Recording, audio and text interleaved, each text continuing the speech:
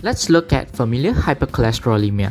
A genetic disorder of lipoprotein metabolism runs in family and believed to be the most common genetic disorder that affects about 1 in every 200 people in the world.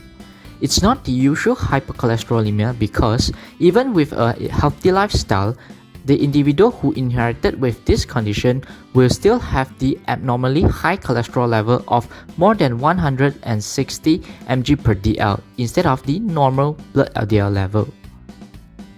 Mutation in several genes in LDL uptakes will result in FH. Mutations in LDLR gene, whose product is the LDL receptor itself. Mutation in ApoB gene, whose product binds and breaches the LDL and its receptor for subsequent endocytosis LDL uptake. And mutation in the PCSK9 gene, whose product regulates the lifespan of LDLR. All are dominant mutations that can cause FH. I have an abnormally high LDL level even though I play a lot of sports. And I would like to know how likely is my sister going to inherit this genetic disease. Tell me more about your family history.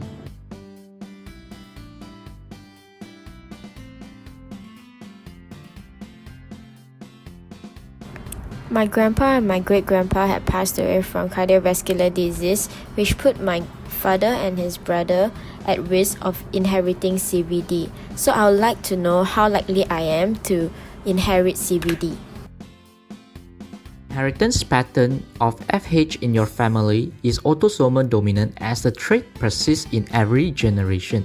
Since only your father is heterozygous FH, thus you and your sister will have 50% of chance to be affected by heterozygous FH. But interestingly, there could be also cases of compound heterozygosity where a person has two different mutant alleles on the same gene. They are likely going to die from premature cardiovascular disease at the first 2 decades of their life.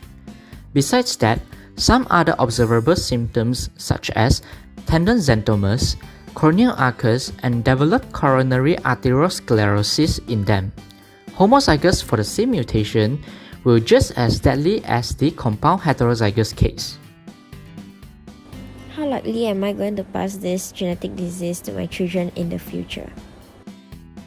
Your child has 50% chance of become heterozygous FH when your husband do not have any alleles.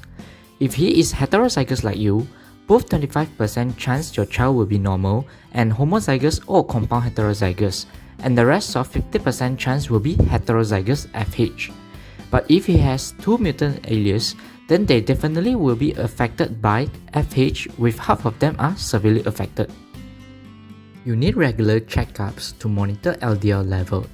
Ensure sufficient exercise and most importantly, practice a healthier diet with less fatty food intake compared to the other people.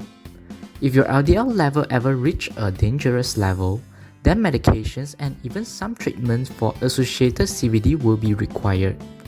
For individuals who bearing 2 mutant alleles, lifetime treatment for some form of CVD is necessary.